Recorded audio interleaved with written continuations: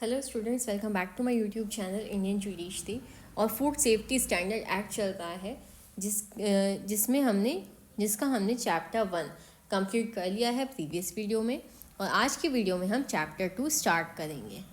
Chapter 2 deal करता है food safety and standard authority of India से। हमने डेफिनेशन पढ़ी थी, कौन सी? Section 3M। वहाँ पे बात की गई है फूड अथॉरिटी की और लिखा गया है कि वो अथॉरिटी जो सेक्शन 4 में स्टेब्लिश की जाएगी।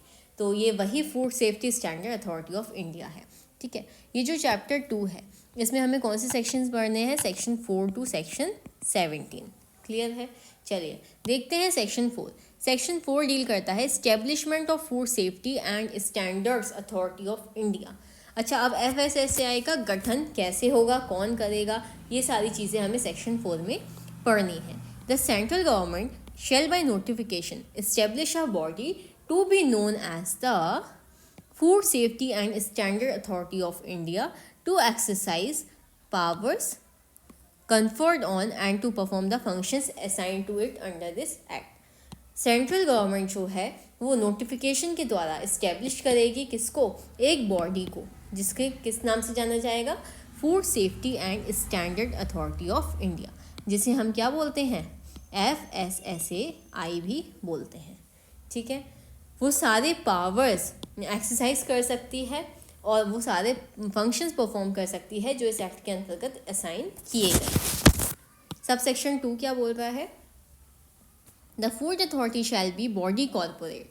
फूड अथॉरिटी जो होगी वो एक बॉडी कॉर्पोरेट होगी, मतलब उसकी एक अलग लीगल आइडेंटिटी होगी। By the name aforesaid, having perpetual succession and a common seal with power to acquire, hold and dispose of property both movable and immovable and to contract and shall by the said name sue or be sued। तो subsection 2 बोल रहा है कि एक legal identity होगी इस body की, perpetual succession होगा, मतलब कि वो जो बॉडी है, जो अथॉरिटी है, वो कभी ख़त्म नहीं होगी। जो मेंबर्स हैं उसके वो चेंज होते रहते हैं, बदलते रहते हैं, लेकिन जो अथॉरिटी है वो चलती ही रहती है। कॉमन सील होगी, ऑफिशियल स्टैम्प होगा, प्रॉपर्टी को होल्ड कर सकती है, डिस्पोज कर सकती है, बेच सकती है, चाहे वो प्रॉपर्टी मूवेबल हो या इमूवेबल हो। ठीक है, कॉन्ट्रैक्ट कर सकती है, केस फाइल कर सकती है और इस अथॉरिटी के अगेंस्ट भी सूट फाइल किया जा सकता है। ये लिखा गया है सबसेक्शन 2 में। अब सबसेक्शन 3 क्या बोल रहा है? The head office of the food authority shall be at Delhi. कहाँ होगा इसका हेड ऑफिस? दिल्ली में होगा। और सबसेक्शन 4 क्या बोल रहा है? द फूड अथॉरिटी में establish it's offices at any other place in India. Bharat में किसी भी जगह पर जो है इसका जो ऑफिस है वो इस्टेब्लिश किया जा सकता है फूड अथॉरिटी के द्वारा, लेकिन जो हेड ऑफिस है वो दिल्ली में होगा। ठीक है, नेक्स्ट सेक्शन देखेंगे, section 5, composition of food authority and qualification for appointment of its chairperson and other members. Food authority की संरचना और इसके चेयरपर्सन और अदर मेंबर्स के अपॉइंटमेंट के लिए क्वालिफिकेशन, ये सारी चीज़ों की बात हो रही है सेक्शन 5 में। सब सेक्शन 1 देखेंगे, the food authority shell consist of a chairperson and the following 22 members out of which 1/3 shall be women. क्या बात हो रही है यहाँ पे? कौन कौन होगा फूड अथॉरिटी में? एक तो होगा चेयरपर्सन, फिलहाल में कौन है? मिस पुण्य सलीला श्रीवास्तव, प्लस होंगे 22 मेंबर्स। ठीक है, 22 सदस्य होंगे, जिसमें से 1/3 जो हैं वो होंगी महिलाएं। यहाँ से क्वेश्चन आ सकता है, तो ये चीज़ आप अच्छे से याद कर लीजिए। क्लॉज ए क्या बोल रहा है? 7 members not below the rank of joint secretary to the government of India to be appointed by central government to respectively represent the ministries or departments of the central government dealing with। अब देखिए, जो 22 सदस्यों की यहाँ पे बात की गई है उनमें से 7 सदस्य जो होंगे वो पहली बात तो जो जॉइंट सेक्रेटरी का पद होता है उससे नीचे का कोई पद नहीं होना चाहिए, उससे ऊपर के पद हो या फिर जॉइंट सेक्रेटरी रहा हो। वो 7 मेंबर्स का अपॉइंटमेंट किया जाएगा, किसके द्वारा? सेंट्रल गवर्नमेंट के द्वारा किया जाएगा। ठीक है, अलग अलग मिनिस्ट्रीज, अलग अलग डिपार्टमेंट्स को रिप्रेजेंट करने के लिए। ठीक है, 7 मेंबर्स हैं यहाँ पे, 7 डिपार्टमेंट और मिनिस्ट्रीज़ के नाम दिए गए हैं। Agriculture, commerce, consumer affairs, food processing, health, legislative affairs, small scale industries, और जो कि who shall be members ex officio. ठीक है, जो कि जिन सदस्यों की बात की गई है, और वहाँ पे एक एक्स्ट्रा क्लॉज यहाँ पे ऐड किया गया है, क्लॉज 8, कि वो जो मेंबर्स होंगे वो एक्स ऑफिशियो होंगे। अब देखिए एक्स ऑफिशियो मेंबर्स क्या होता है। एक्स ऑफिशियो का सिंपल सा मतलब होता है जिस पद पर आप हो, जिस पोजीशन पर आप हो, उस पोजीशन की वजह से ऑटोमेटिकली आप मेंबर बन जाओ। मतलब आपको अलग से अपॉइंट नहीं किया जाता, आपका ऑफिस पोस्ट खुद ही आपको मेंबर बना देता है। Food safety standard authority of India में 7 अलग अलग मेंबर्स जो होते हैं वो एक्स ऑफिशियो होते हैं। ये लोग अलग अलग मिनिस्ट्रीज़ में जॉइंट सेक्रेटरी रैंक पर बैठे होते हैं। उनको FSSAI मेंबर इसलिए बनाया गया क्योंकि वो ऑलरेडी उन मिनिस्ट्रीज़ के सीनियर ऑफिसर्स हैं। फॉर एग्ज़ाम्पल, अगर आप किसी स्कूल के प्रिंसिपल हो तो आप एक्स ऑफिशियो प्रेसिडेंट हो गए उस स्कूल की मैनेजमेंट कमेटी के, क्योंकि प्रिंसिपल का पद ही आपको कमेटी का प्रेसिडेंट बना देता है। ठीक है, आई होप आपको समझ में आई होगी चीज़ कि एक्स ऑफिशियो मेंबर्स कौन होते हैं। तो 22 में ये 7 मेंबर्स ये हो गए अलग अलग डिपार्टमेंट से डील करने वाले। अब देखिए जो 2 मेंबर्स की यहाँ पे और बात की गई है, 2 representative from food industry of which one shall be small scale industry. अब जो 2 रिप्रेजेंटेटिव होंगे वो फूड इंडस्ट्री से होंगे, जिनमें से एक जो है वो स्मॉल स्केल इंडस्ट्री से होगा, उसको रिप्रेजेंट करेगा।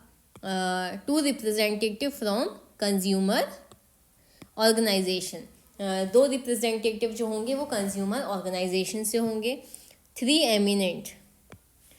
एमिनेंट फूड टेक्नोलॉजिस्ट और साइंटिस्ट, 3 एमिनेंट फूड टेक्नोलॉजिस्ट होंगे या फिर साइंटिस्ट होंगे। अब क्लॉज ई बोल रहा है 5 members to be appointed by rotation every 3 years, 1 each in seriatim from the zones as specified in the first schedule to represent the state and the union territories। देखिए जो 5 मेंबर्स की यहाँ पे बात हो रही है, टोटल 5 मेंबर होंगे। हर एक मेंबर इंडिया का एक जोन को रिप्रेजेंट करेगा। ये जोन जो हैं फर्स्ट शेड्यूल में दिए हुए हैं। कौन कौन से 5 जोन हैं?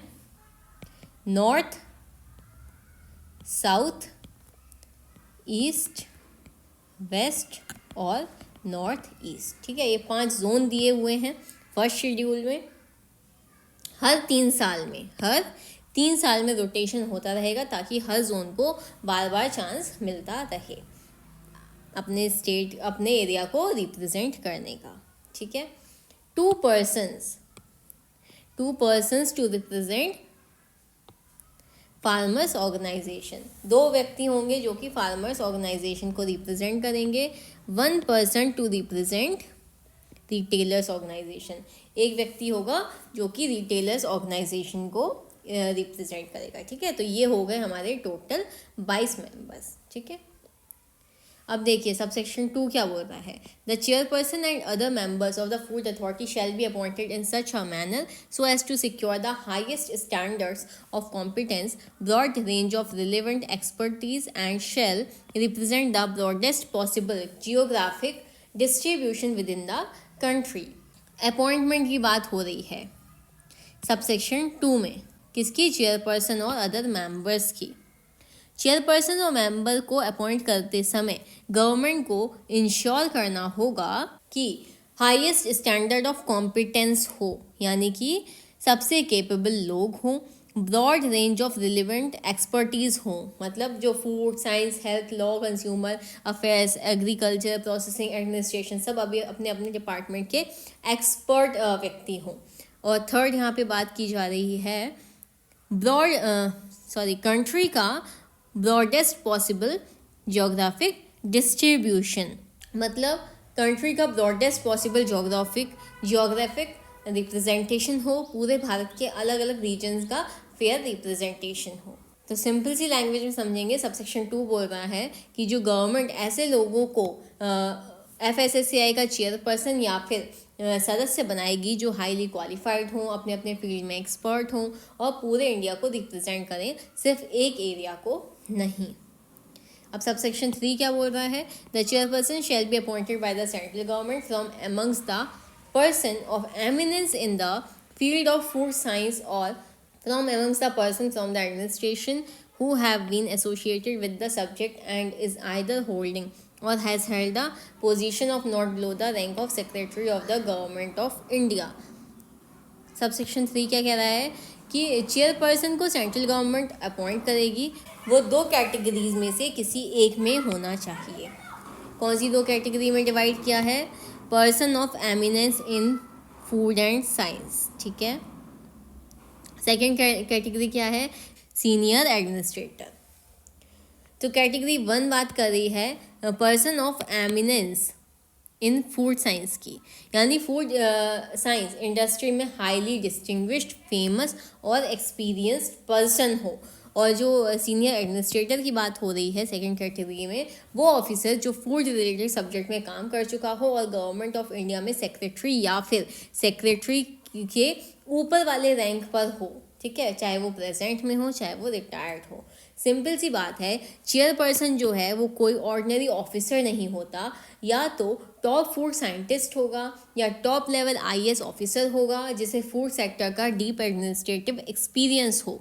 सेक्शन 5 सबसेक्शन 3 इंश्योर करता है कि FSSAI का जो लीडरशिप है उसके पास हो, उनके पास हो जिनके पास या तो फूड साइंस की एक्सपर्टीज़ हो या हाई लेवल एडमिनिस्ट्रेटिव एक्सपीरियंस हो, ठीक है.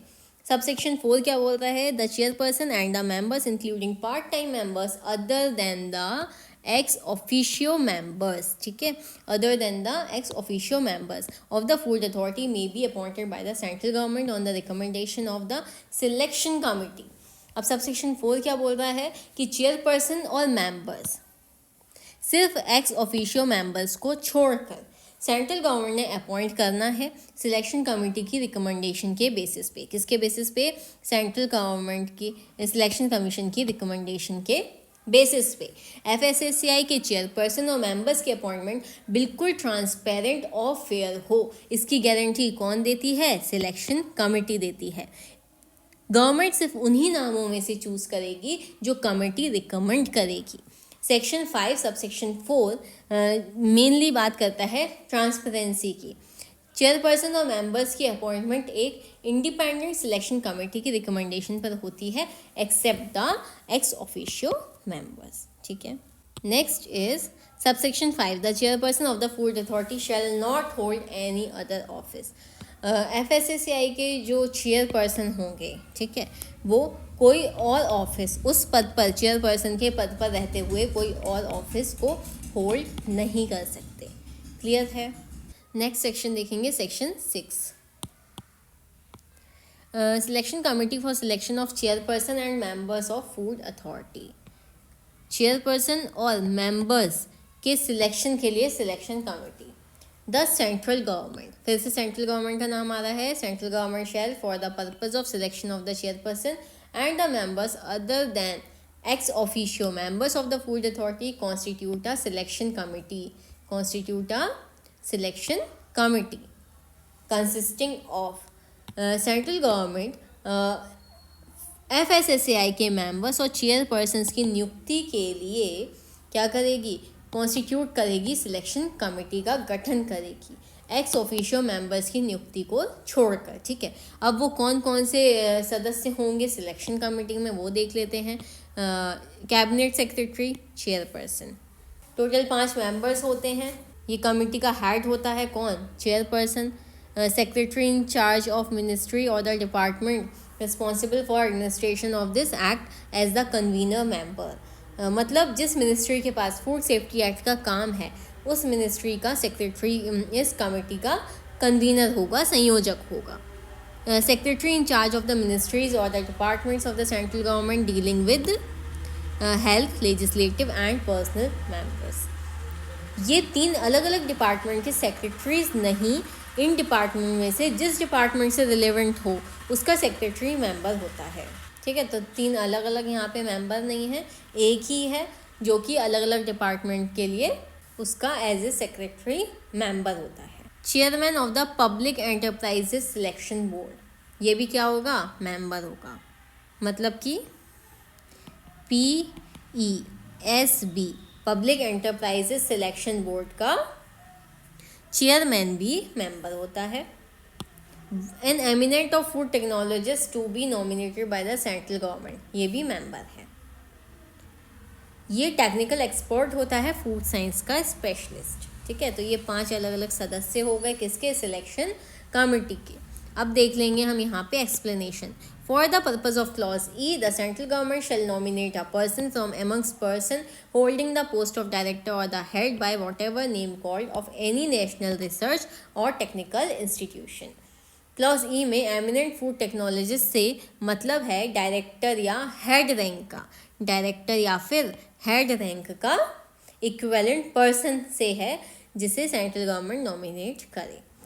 सबसेक्शन 2 क्या बोल रहा है, the central government shall within 2 months from the date of occurrence of any vacancy by reason of death, resignation और रिमूवल ऑफ द चेयरपर्सन और member of the food authority and 3 months before the superannuation or completion of the term of office of the chairperson or any member of that authority, make a reference to that selection committee for filling up of the vacancy।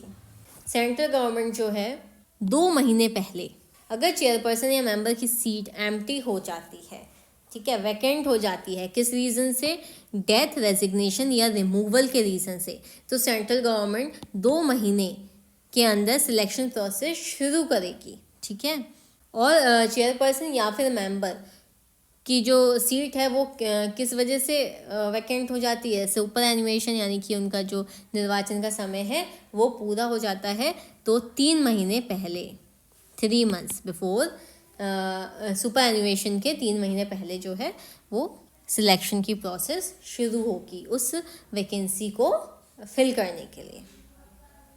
ठीक है, और subsection 3 क्या बोल रहा है, the selection committee shall finalise the selection of the chairperson and members of the food authority within 2 months from the date on which the reference is made to it. Selection committee को हर एक vacancy के लिए 2 नाम panel recommend करना होता है। जब सेंट्रल गवर्नमेंट FSSAI में जब सेंट्रल गवर्नमेंट को FSSAI में कोई वैकेंसी फिल करनी होती है, जैसे चेयरपर्सन की सीट खाली हो गई हो या किसी मेंबर की सीट खाली हो गई हो, तो गवर्नमेंट ऑफिशियली सिलेक्शन कमेटी को इन्फॉर्म करती है। इसको ही क्या बोलते हैं, रेफरेंस बोलते हैं। गवर्नमेंट ने सिलेक्शन कमेटी को बोला है कि सीट फिल करनी है। अब क्या होता है, इसके बाद रेफरेंस मिलने के बाद 2 महीने का क्या होता है, क्लॉक स्टार्ट होता है। जैसे ही कमेटी को गवर्नमेंट की रिक्वेस्ट मिलती है 2 month का टाइम काउंटडाउन शुरू हो जाता है। ये स्ट्रिक्ट डेडलाइन है। तो 2 महीने में क्या करना होता है, फिर सीट को फिल करना होता है। Subsection 4, the selection committee shall recommend a panel of 2 names for every vacancy refer to it. Committee 2 नाम भेजेगी, गवर्नमेंट उनमें से एक नाम फाइनल अपॉइंटमेंट के लिए चूज करेगी। सबसेक्शन 5 देखेंगे, before recommending any person for appointment as a chairperson और other member of the food authority, the selection commission shall satisfy itself that such person does not have any financial और other interest which is likely to affect prejudicially his functions as a member.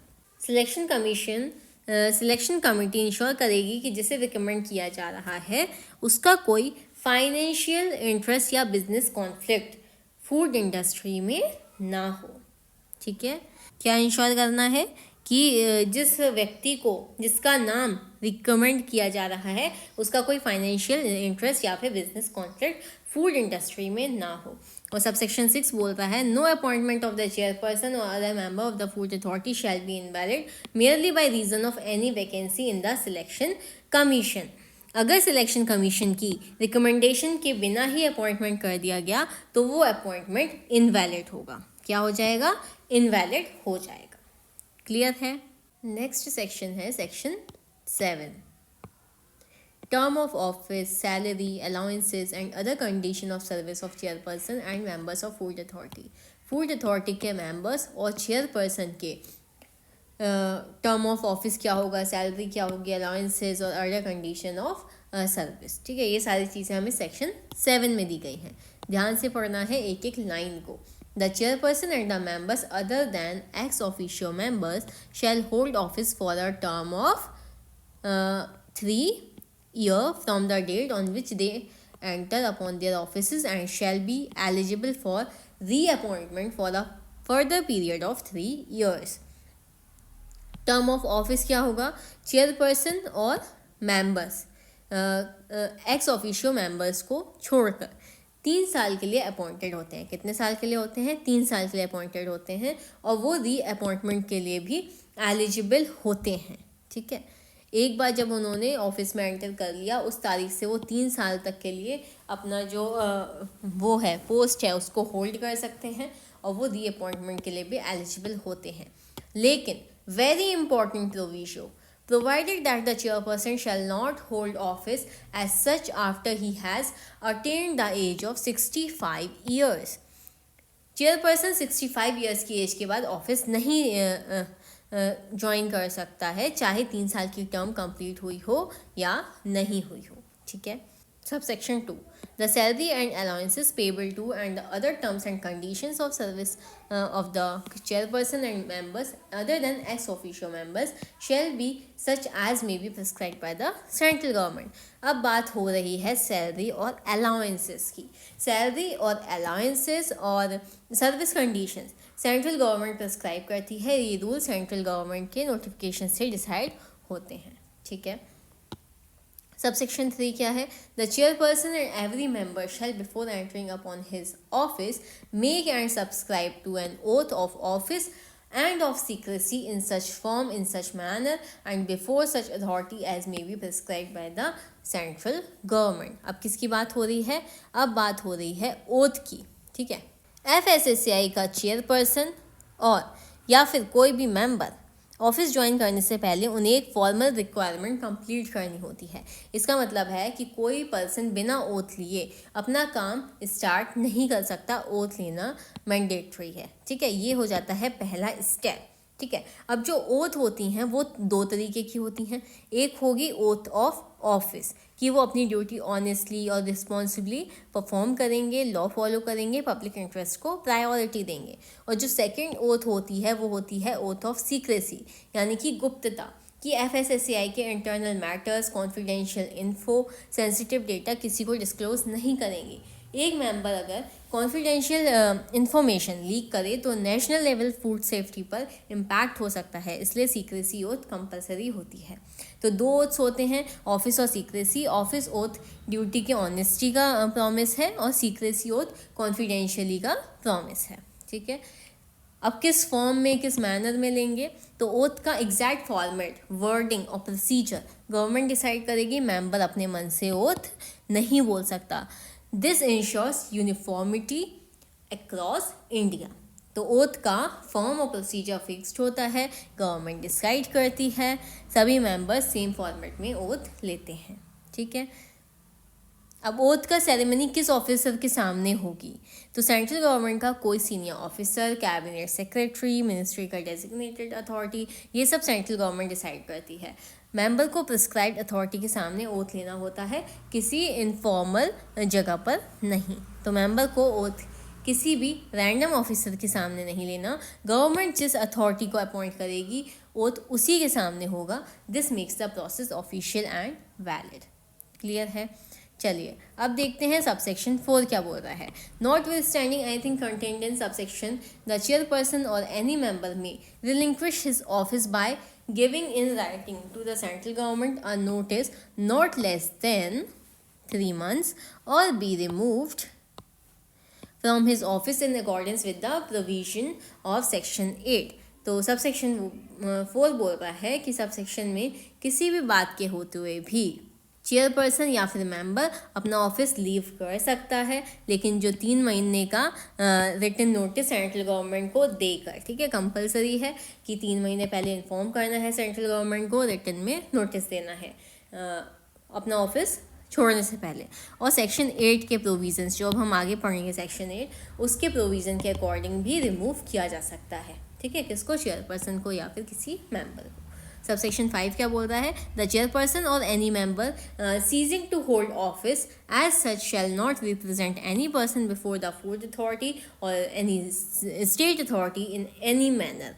अच्छा, अब क्या है कि chairperson और members अपने post पर रहते हुए किसी प्राइवेट पर्सन या बॉडी का रिप्रेजेंटेटिव नहीं बन सकते और कोई आउटसाइड वर्क नहीं कर सकते, मतलब वो बिल्कुल इम्पार्शियल और कॉन्फ्लिक्ट फ्री रहना चाहिए। ठीक है, चलिए अब आ जाएंगे हम सेक्शन 8 पे। सेक्शन 8 डील करता है removal of chairperson and members of food authority. अभी यहाँ पे जो सबसेक्शन 4 के क्लॉज बी में बात की गई है रिमूवल की, कि सेक्शन 8 के प्रोविज़न के अकॉर्डिंग रिमूव किया जा सकता है, मतलब इंसॉल्वेंसी, मिसकंडक्ट, किसी भी केस में, तो वो हमें पढ़ना है सेक्शन 8 में। Not with standing anything content in subsection 1 of section 7।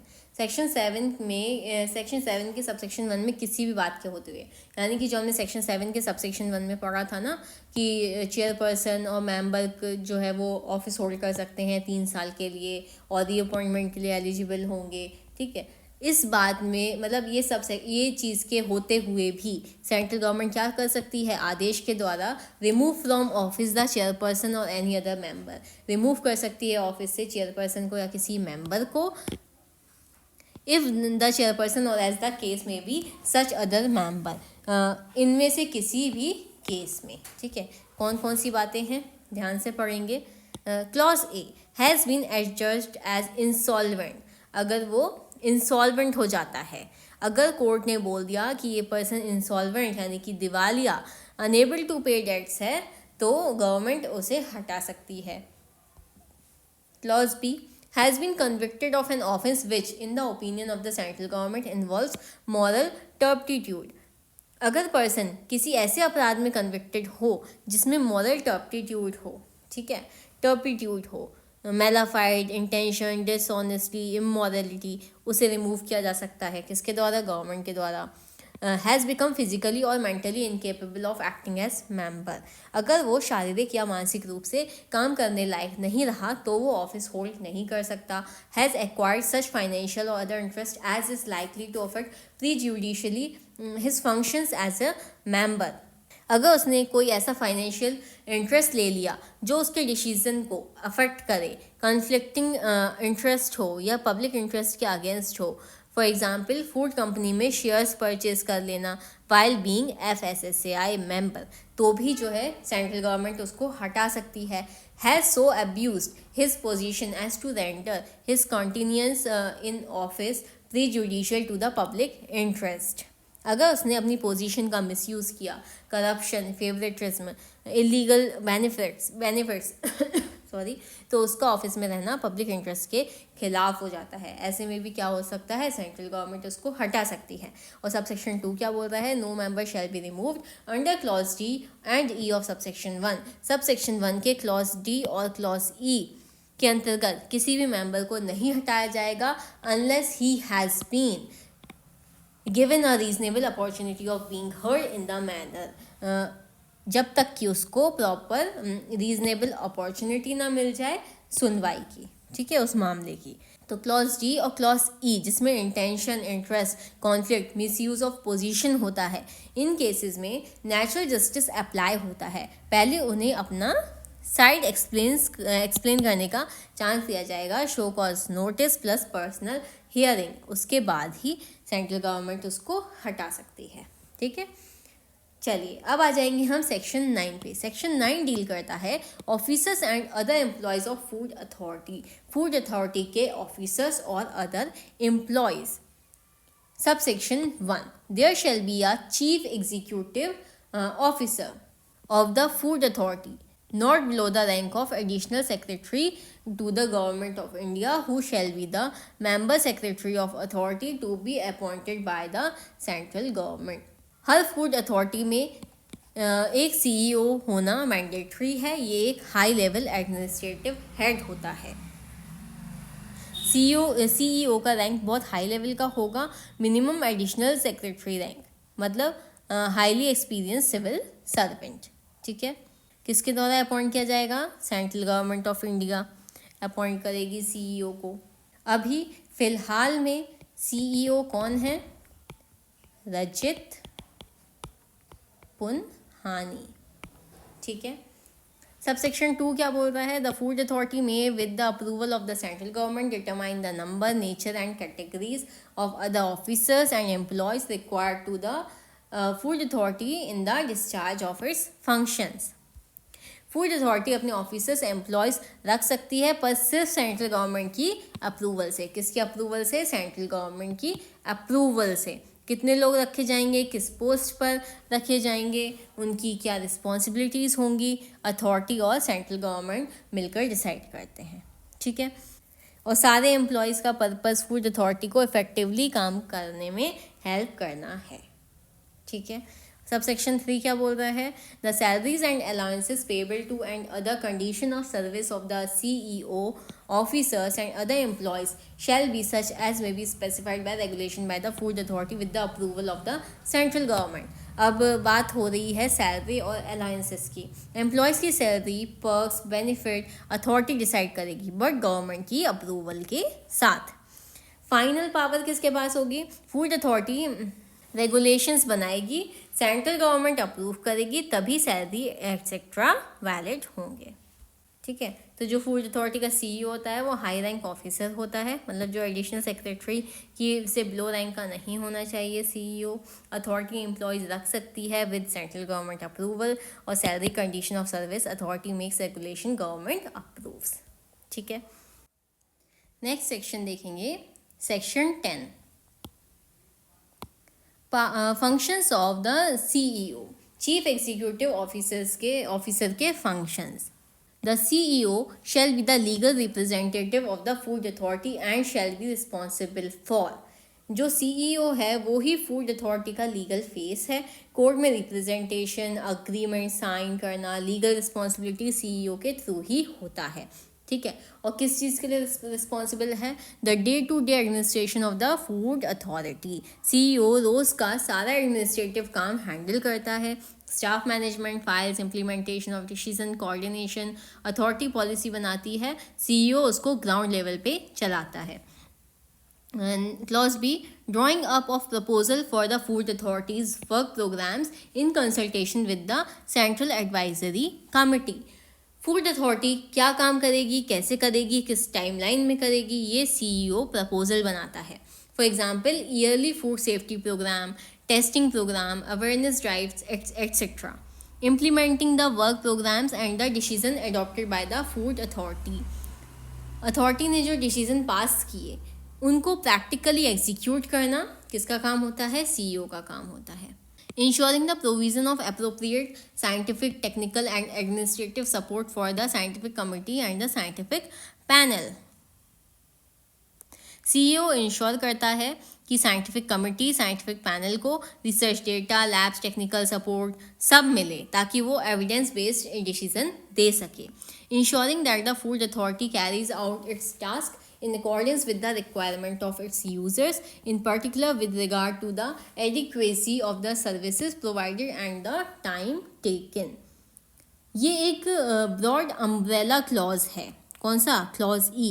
CEO ensure करेगा कि फूड अथॉरिटी क्या क्या करे, रूल्स फॉलो करे, सर्विस टाइमली डिलीवर करे, रिसोर्सेज एफिशिएंटली यूज़ करे, बजट का अकॉर्डिंग काम करे, और ऑपरेशनल एफिशिएंसी मेंटेन हो। Overall guarantee food authority smooth, lawful और एफिशिएंट तरीके से चले। The preparation of the statement of revenue and expenditure and the execution of the budget of the food authority. CEO budget draft बनाता है, income, expenditure, upcoming projects का estimate, सब कुछ। Developing and maintaining contact with the central government and for ensuring a regular dialogue with its relevant committee. CEO he bridge होता है authority और government के बीच। Coordination, compliance, communication सब CEO करता है। ठीक है, तो ये सारी रिस्पॉन्सिबिलिटी किसकी है? CEO की है। सब सेक्शन 2 क्या बोल रहा है? Every year the CEO shall submit to the food authority for approval. CEO हर साल सबमिट करेगा फूड अथॉरिटी को क्या चीज़ें सबमिट करेगा अप्रूवल के लिए? A general report covering all the activities of the food authority in the previous year. पिछले साल फूड अथॉरिटी ने क्या किया, annual performance report. Programmes of work, अगले साल अथॉरिटी का काम क्या होगा, future plan. The annual accounts for the previous year, पिछले साल का budget, expenditure audit, financial report, और the budget for the coming year, आने वाले साल का बजट। ठीक है, ये सारी रिपोर्ट सबमिट करेगा। The CEO shall, following adoption by the Food Authority, forward the general report and the programs to the central government and the state government and shall have them published. Transparency के लिए ये documents publicly available किए जाते हैं, ठीक है. The CEO shall approve all financial expenditure of the Food Authority and report on the authority's activities to the central government. Government को final financial statement भेजने की ड्यूटी किसकी होती है? फूड अथॉरिटी की होती है, बट CEO प्रिपेयर करता है और कोऑर्डिनेट करता है, ठीक है. The CEO shall exercise the power of the commissioner of food safety while dealing with matters relating to food safety of such articles.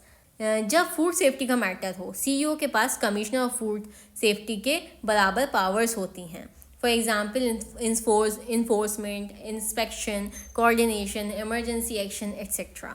The CEO shall have administrative control over the officers and other employees of food authority. सारे staff officers पर administrative control किसका होता है? CEO का होता है, ठीक है. तो हमने अभी सेक्शन 4 से सेक्शन 10 तक आज की वीडियो में कवर किया है. कल की वीडियो में हम सेक्शन 11 से सेक्शन 17 तक करेंगे, बिकॉज वीडियो थोड़ी सी लंबी हो रही है. तो मिलते हैं नेक्स्ट वीडियो में आगे के सेक्शंस के साथ. वीडियो पसंद आई हो तो please do like, share, subscribe. Thank you for watching.